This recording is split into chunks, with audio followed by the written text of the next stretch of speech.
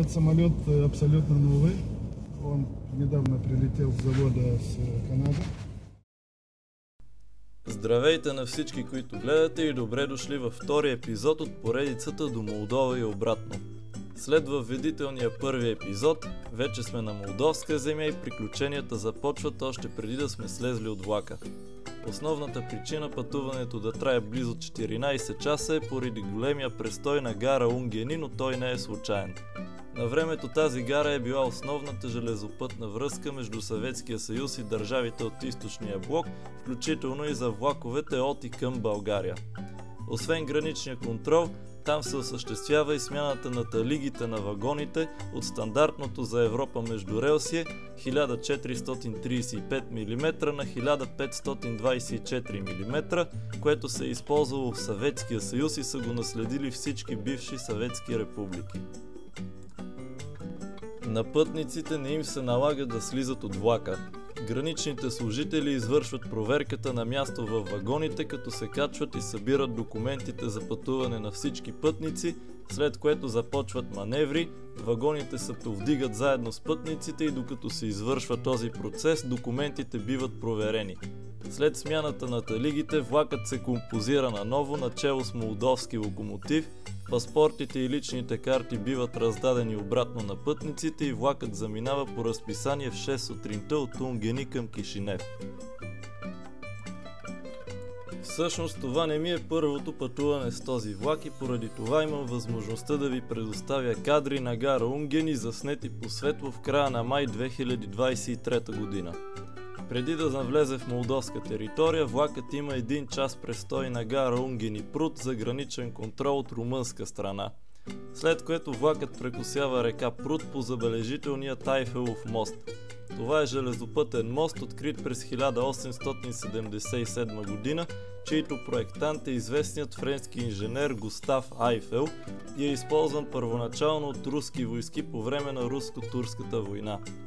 Първите цивилни влакове прекосяват моста през 1881 година, няколко години по-късно. Бива взривен веднъж през 1941 година от руснаците и е преустроен за нуждите на немско-румънските войски.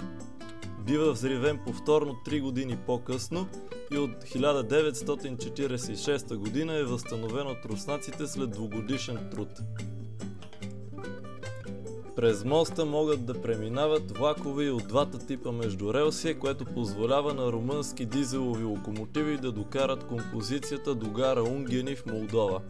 Влаковете от съветския тип междурелсие могат да продължат навътре в Румъния до гара Яш-Соколя, без да се налага да сменят талигите. Това дава възможност ежедневно да се движат редовни пътнически влакове от Кишинев до Яш-Соколя, които са обслужвани от модернизирани съветски мотриси Д1. И така, след дългия престой в Унгени продължаваме към Кишинев, като ни остава близо 3 часа път. Интересно е, че имената на гарите в Молдова са изписани и на кирилица, и на латиница, което е наследство от времената на Съветския съюз, когато така наречения молдовски език се е писал на кирилица, макар че няма разлика с румънския.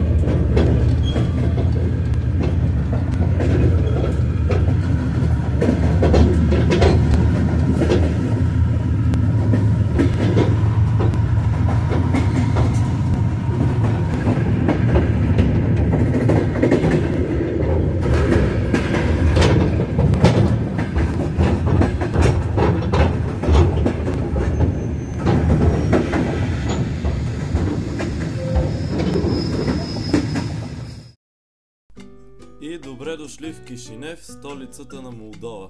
Веднага щом пристигнахме, локомотивът ни избяга за депо, а маневреният локомотив чакаше в готовност да изтегли вагоните, за да бъдат подготвени за вечерния курс обратно към Букурещ.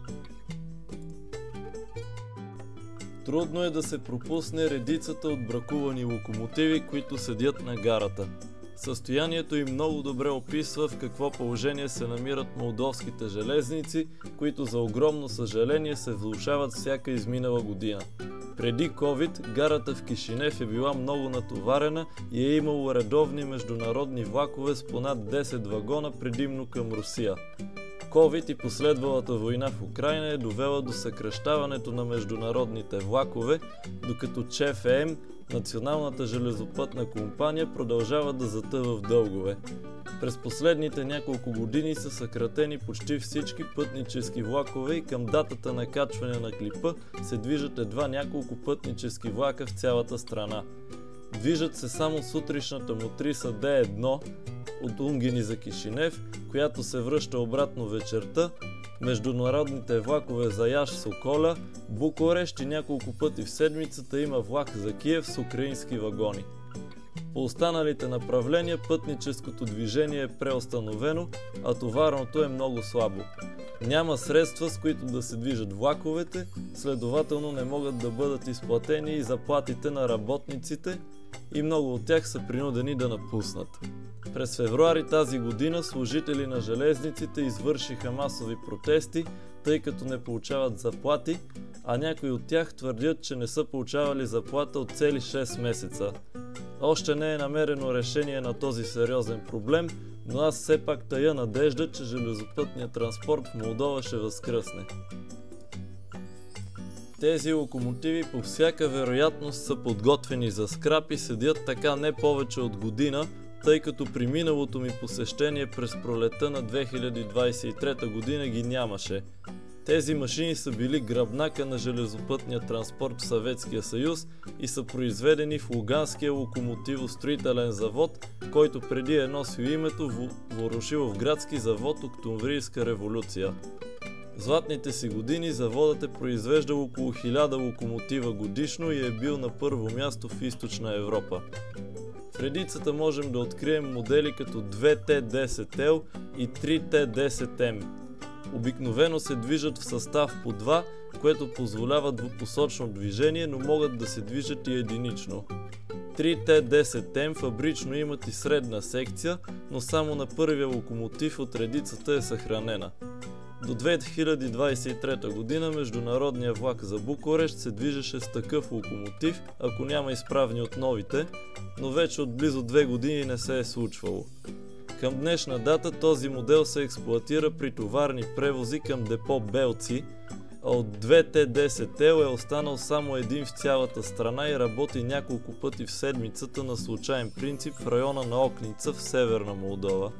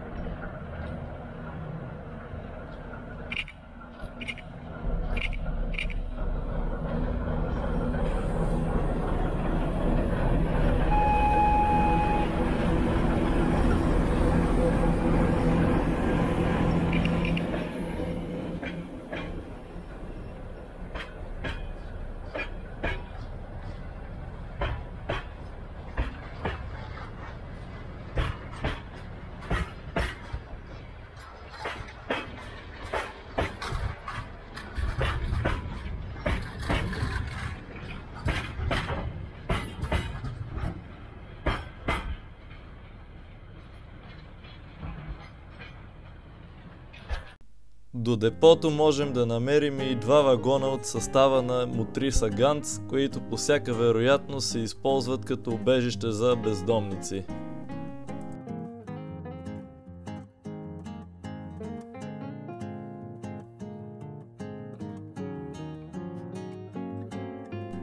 От пасарелката се вижда навътре в депото Мотрисата Ганц, която по мои спомени преди около година и половина се запали по маршрута Кишинев-Унгени и в момента предполагам се използва като донор за движещата се мотриса.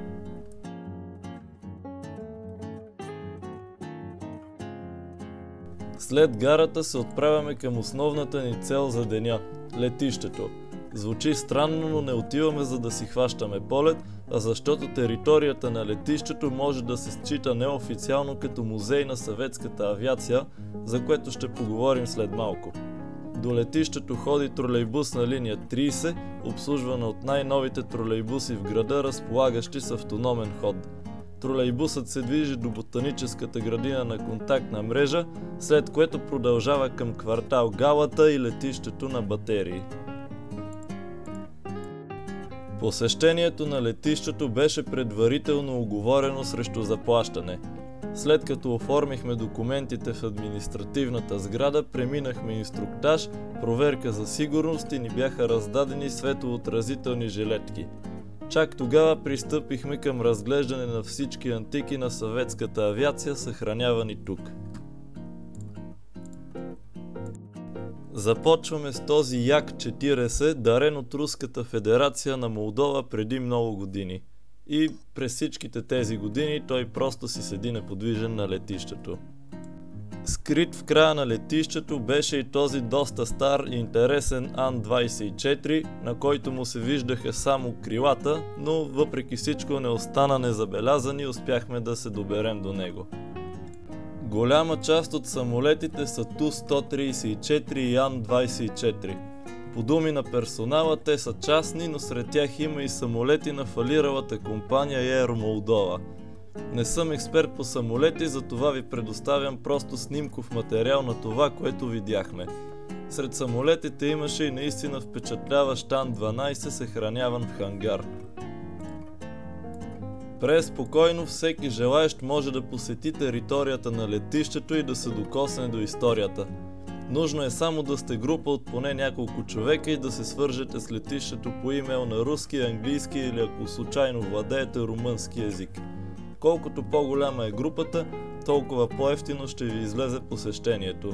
Нужно е да отбележите, че отивате с цел снимане и ще изискат от вас да предоставите списък с цялото фотографско оборудване, което ще използвате. Дори и да сте просто с телефон, трябва да го посочите. Ще оставя контакти с летището в описанието на клипа. Летищните автобуси също са разнообразни. Разполагат с 2 стари градски Маза, Volvo и Renault Agora втора ръка и разбира се обичайните кобуси. Съхранено е и много интересно пътническо ремарке, което е било теглено на времето от камион и такива са се намирали по много от летищата на Съветския съюз.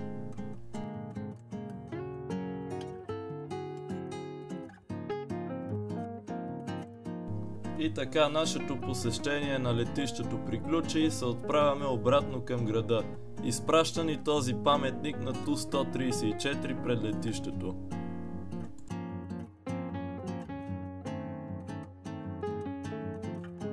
Следващата ни дестинация беше автобусния гараж, където все още съществуват автобуси Икарос 260, Икарос 280 и Лиаз. Няколко Икароса 260, както и Лиази, работят като персонални и редовно возят работници в полунощ. Отидохме 3 поредни вечери да ги снимаме, но на тях ще посветя отделен клип. При вечер се отбихме до автогарата, където могат да бъдат видени стари автобуси като Mercedes O303, O407, O408, Сетра втора генерация и други. И с това днешния епизод, отразяващ първия ден от пътуването ни из Молдова, приключи. Надявам се да ви е било интересно и очаквайте следващите клипове от поредицата. До нови срещи!